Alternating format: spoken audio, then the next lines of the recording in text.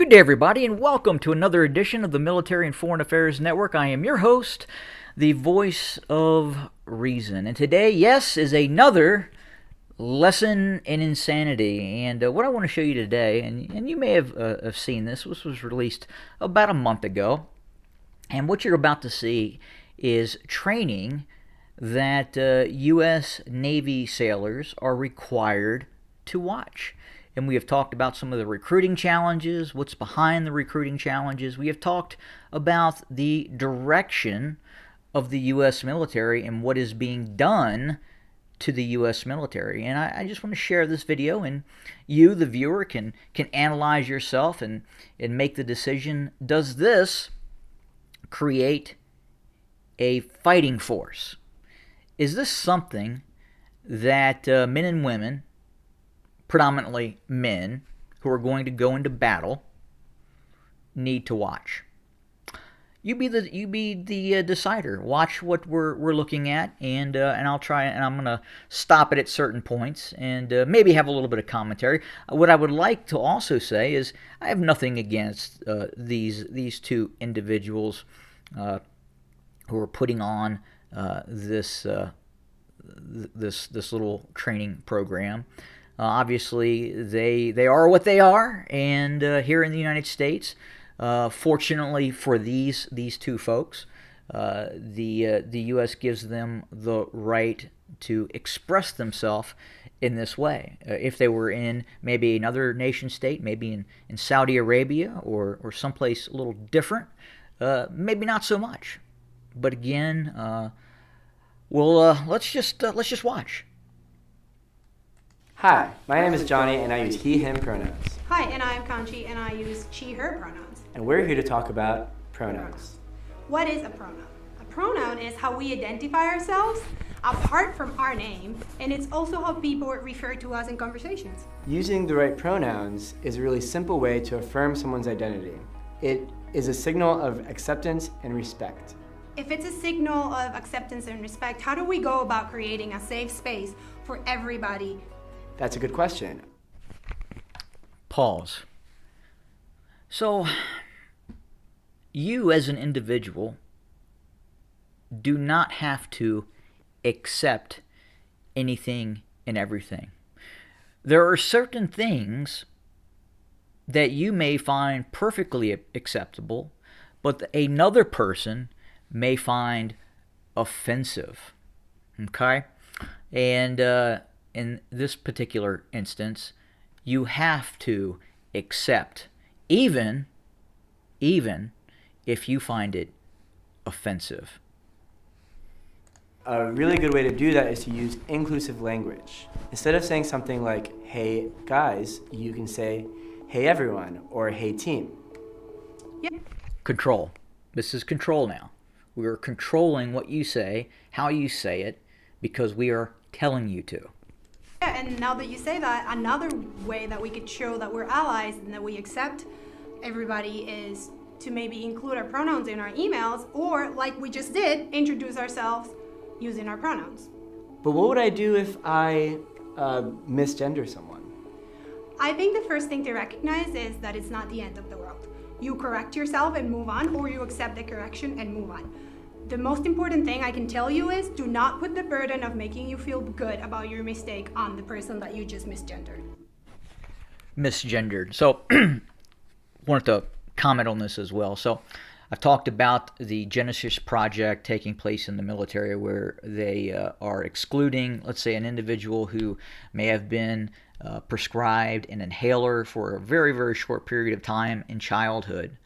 But at the same time, if you suffer from a serious psychiatric illness such as gender dysphoria, in which many of these unfortunates are offing themselves at a much higher rate than the normal population, I would say that's a problem.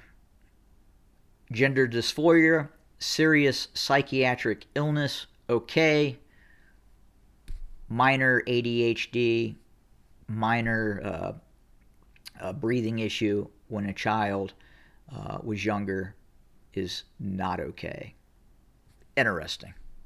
Oh, thank you for telling me that. Yeah, and another tip for you to remember their pronoun next time, it's in your mind. Kind of go through a progression of 3 good things about the person using their pronoun. So let's say the person chooses to use they, then you will in your mind go, they have a nice shirt, they have a nice smile, they are really smart. So that kind of sticks in your brain. That is so helpful. I want to know, what would I do if I want to know someone's gender identity or pronouns? The most important thing is do not pressure anybody into giving you their pronouns. Some people may be going through the process of discovery and they are not ready yet to tell you what their pronouns are, and that's okay. So I should just lead with my pronouns and they may follow or not, and if they don't, then I can just continue to use gender neutral language. Yes, exactly. Just to share something with you that happened the other day at a cookout I was at, we were talking about pronouns and somebody was disagreeing with how different people see themselves as different pronouns, and the argument was, if you look like a female, then it's she, her, because that's what's normal. And if you make me call you something else, then you're infringing on my rights. And I was really taken aback by the comment, and I really wasn't sure how to respond. And the only thing I could really think quickly to say was, it's not about you at all. It is about the other person. Again, she does not have the right to dictate how I feel. If I want to say something, or if I believe you're a dude, then I'm going to call you, hey dude, hey man, what have you. It's just the way it is. I am not going to acquiesce to this batshit crazy ideology. Continue. And it's mostly and ultimately about respect. It is about respect. That's an important point to make, and I think you did the right thing. I think it's important to keep it short and simple. What I would have said to help them understand better is to talk about mispronouncing names. For example, my name is Johnny, spelled Jony. And it's normal for someone to pronounce my name like Joni. But if I were to tell you over and over again, my name is Johnny, and you insist on mispronouncing my name, I would feel disrespected by you. Some name... Joni, it's okay for you to feel disrespected. It's okay to be offended. You'll get over it. You'll get a thicker skin, and you will adapt, and you may overcome. And if not, sorry. Are very difficult to pronounce, but do you know what is very easy to pronounce? She, he, they.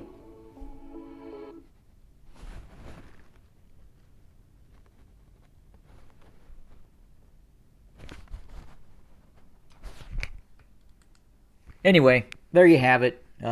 Just wanted to share that, show what we're seeing, how it impacts the armed forces, and it's becoming more and more systemic, and very, very unfortunate. And at some point, we're going to have to push this cultural, this attempted cultural revolution in another direction. Thanks for joining us today. Have a good day.